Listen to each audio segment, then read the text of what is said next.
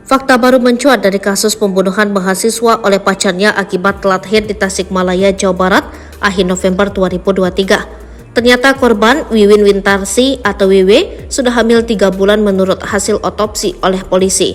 WW warga Kabupaten Ciamis dan mahasiswa salah satu kampus di Tasikmalaya sendiri dibunuh oleh Herdis Permana.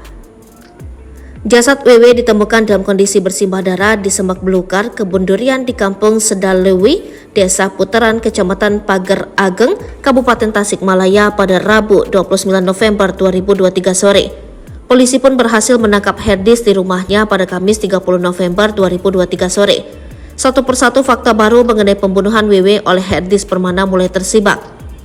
Kepala Satuan Reserse Kriminal Polres Tasikmalaya Kota, AKP Fetrizal mengatakan dari hasil otopsi diketahui bahwa WW tengah hamil muda saat dibunuh oleh Herdis.